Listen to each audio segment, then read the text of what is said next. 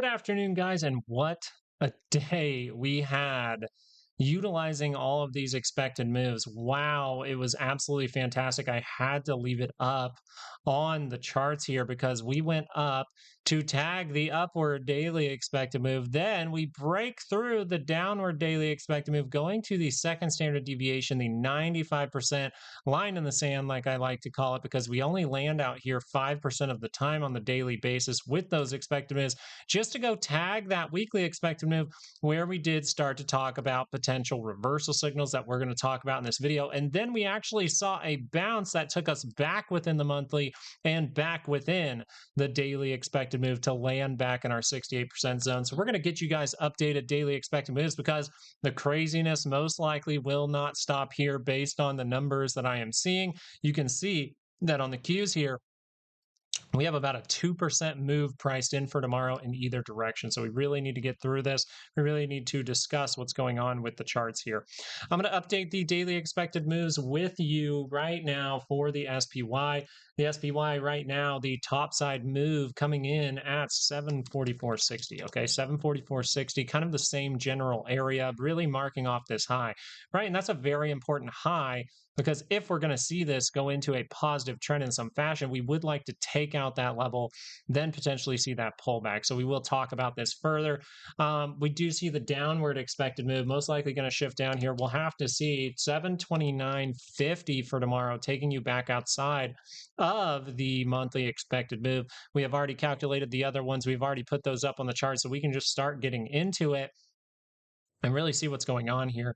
So something that we were considering with the overall market was a break of this low, but a potential, current term trap can take place. We were really looking for reversal signals down towards this monthly expected move, and we happen to get a wick by the weekly. Now, considering what is going on here as far as shape, the reason we wanted that to break is because if we set a trap at that weekly or the monthly expected move, this is the lower side. You see the upper side way up here. Then people can get nice and bearish. We can start to see that PCC climb up towards 1 or at least above a 0.9, getting to 0.95. Very, very nice because now people are nice and bearish at the lows. And a lot of the time you can see an opposite reaction. Now we are going to talk about both sides, but we notice the shape that is forming here. We notice the shape that is forming. And a lot of people do say, oh, this might be violated. But I've actually noticed that if you're looking at head and shoulders, price action really likes to break that said potential neckline, and then you are likely to see that right shoulder that could have been. So we will be watching for that. Why are we really watching for that? Yes, the market can build back. We have seen times where the market has gone negative and been able to build back. We've watched the 30-minute chart to really discuss those type of scenarios, but because this MACD down here is so deep for the 2-hour chart, we really want to monitor, and the fact that our weekly expected move is not saying a new all-time high is very probable this week.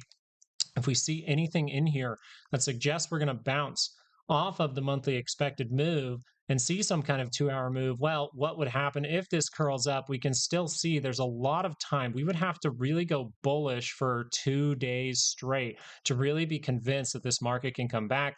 Instead, we really want to be aware of the bulk of the sellers from Friday are right towards that weekly expected move, meaning the positioning of the MACD down here kind of tells us we need to seriously pay attention to a lower high. Price action would start to say the same thing. We broke the previous 2-hour low, and therefore if we reach up towards those strong sellers, we need to watch out if there's some kind of later trap. You are seeing somewhat here of bear market behavior. That's just more so saying you're seeing a little bit of volatility because we're still hovering right around 20, but we need to really break above that to see some extreme volatility. So we're watching for that 2-hour lower high. Now, do we see anything in here that suggests a hint in a shorter time frame that suggests that this can curl up?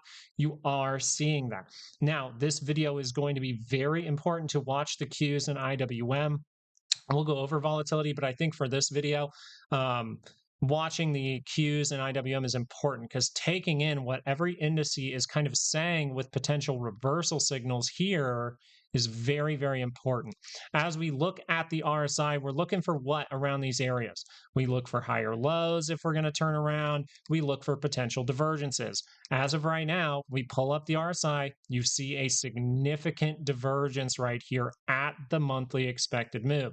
Can this fail? Of course it can. Failure of this signal would simply be the 30-minute able to rotate down. We can make triple divergence, maybe see a double bottom, or we could wipe that out. If you wipe that out, then we will very likely be seeing continued downward trend. But as of right now, we do see that 30-minute divergence on your RSI, not on the MACD at the same time for the SPY. So this does tell us that if we wanted to form that in the near price action, we should be aware of that. If we wanted to maybe even wait for a higher low before we make decisions or anything like that to target that weekly expected move, I totally understand. So if the 30-minute rotates down in negative territory, test the low, go make a new one. We continue this negative trend. We will watch out for a triple divergence because a lot of traps like to happen right here at this weekly expected move or at the monthly expected move. And you just got a big wick up after hitting the weekly. So very crazy day. I know I'm having to kind of say every single expected move, expected move, expected move. So try to stick with me for this. But this is very important when we get over to the Qs. Once again, the Qs, the price action, everything we wanted to happen here. Not able to get to the weekly expected move yet. We'll see if that's able to take place with some kind of failure of what's going on here because there's something pretty decent. But we easily see that same shape we're kind of looking, kind of what we were looking at on the SPY. So as of right now, the positioning of the MACD is pretty similar for the Qs. If we curl up, it's far enough away from the center line where it's like, yeah, this could build back. It's not crazy deep or anything like that, but you would need to see continued positivity. You would need to see a very large squeeze here as you run into the bulk of those sellers and the weekly expected move saying that's pretty low probability, then we would actually look for the lower high. Lower high, a curl down by the center line would be important. Why am I talking about the 2-hour curl up? Well, we got to go into the 30-minute chart. But first, daily expected move 721.38 to the upside, 694.28 to the downside. Very large zone. I believe the implied volatility is up towards 35% for the Qs. That is very, very wild. Do we see anything in here, just like we saw for the SPY? What are we looking at? We're looking for the 30 minutes to give us some kind of hint. Now, this did confirm by the end of the day. We made sure to talk about this during the live show. When we do reach these type of levels, be open to the triple divergence. That was during the live show, but we also talked about this in a Patreon update in the afternoon during market hours so that we could talk about it as it actually was starting to potentially turn around for a confirmation. I like to talk about it before it confirms. We see confirmation on the last bar of the day. That's the good confirmation with the price action, with the MACD, with the RSI all at the same time, and we make these points. We notice we went to a lower low. We pull up the MACD here. We see a decently significant divergence here for your MACD. You can see that right plain and simple. And then the difference here between the Qs and the SPY, why it's so important to watch the Qs and IWM is because you need to notice that these divergences are at the same time for the Qs. Okay, for now we're at the Qs. You have them at the same time. So the Qs are more so saying it is higher probability to see some kind of 2-hour move to the upside, while the SPY just has it on one indicator. And that's important. That means we're still watching for any kind of roll as we do test into some pretty big sellers the first time around. But we have divergences by the monthly expected move, which means I need to be patient for a bit of time. I need to see if we're going to create some kind of 2-hour trap, some kind of 2-hour trap. We will be watching for that very, very carefully. How would we continue to the upside here? Well, we really would like to cross through this high. We would like to get to that weekly expected move pretty quickly, and then you would like to see some kind of higher low that then is able to squeeze through again. If you get that to squeeze through again, that would be fantastic. But if you stop short with any kind of divergence up at this weekly expected move right up here, you watch out, because if we see divergence, if we see lower high, if we're able to get up to those levels based on these signals, man, it could be the 2 hour roll that you are really looking for here. So just pay attention. As we go over at IWM kind of in a different state, right? We can't really draw up any kind of really good head and shoulders. We don't really see any kind of pattern. And the MACD is a little bit closer to that center line. You really only need a full day's worth of positivity to see that positive trend start. And we always were looking for us to climb back up to potentially 295.67. Weekly expected moves are posted to Patreon if you want to get those, because we went up to the weekly expected move and rejected off of it just now. So we'll watch for that. But is this 2 hour likely to curl up? We're going to look at the 30-minute after we read off the fact that your daily expected moves are 289.70, right at your weekly expected move, and 280.34. If you want those weekly expected move, you can join the live show tomorrow morning. We are live every single Monday, Tuesday, Wednesday for the entire summer, completely for free, all the way up into my birthday at the end of August. And I would love for you to join us at the open for a few hours in the morning. It would be fantastic for you to come and ask any kind of questions. Look at a stock. I'll analyze things all the time, right? It's a lot of fun. Do we have any signal here that suggests the 2 hour can curl up? Well, the 30-minute chart, we notice that IWM and the Qs are kind of in agreement here, actually showing the divergence on the MACD. And we notice that on the RSI, this is extremely significant for IWM. So can IWM turn around? And I guess the first way that we can see if this is able to turn around is you got to beat out that high. It is not out of the question for IWM to go to these levels, but the weekly expected move would suggest like, hey, just be careful up in these areas. IWM has already tagged those levels. IWM does have reversal signals that are suggesting you could go into a positive trend for a moment here with the 30-minute chart. And we will look for any kind of reversal signals up by that salmon or pink line, because that is the annual expected move, which the Qs, plain and simple, rejected off of just last week.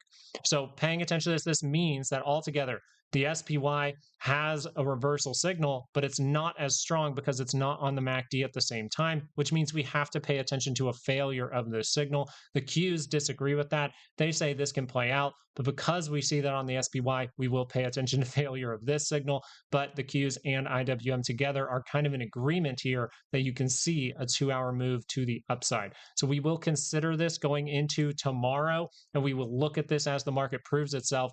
But for today, very, very important to also check on volatility. Now, volatility did extend this very far across to where it is showing up on the 2 hour chart. And this is what we talked about over the weekend. This is what we've been talking about. If you get down to that 5-day, you react up, you kind of want this to be a very volatile moment. If you want cheaper prices for stocks, you want this to be a very volatile moment. You do not want to see potential lower highs considering your MACD. I know this is a higher high for VIX, but with this, we don't want to see this 2 hour rotate down if you're very bearish. If this starts to rotate down, it means we're going to probably get by that center line at the least, and it does mean we can even go into a negative trend for a moment. So this does mean a lot right now as volatility sits here. Remember here that volatility is trying to go positive at this exact moment. So be ready for tricks and traps as we try to break above 20. We are pointing out a lot of potential tricks and traps happening going into tomorrow. Why would tomorrow be a big deal? Because tomorrow we will get the CPI before market open. Before market open, we will get that CPI. We will get a lot of inflation data, and that can cause a lot of disruption in the market. So considering the signals here, it seems the most probable scenario, according to the signals as they stand right now, is the 2 hour should see some kind of upward move and maybe even get to that weekly expected move. But we heavily want to pay attention to a trap up towards these bulk sellers from last week. Thank you guys so much for watching this video. I really do appreciate it. Thank you guys for liking, subscribing, doing all that good stuff. And I appreciate you watching all the way to the end of the video. So please consider subscribing or joining us for our live show tomorrow morning. Thank you guys. Have a good one. Peace out.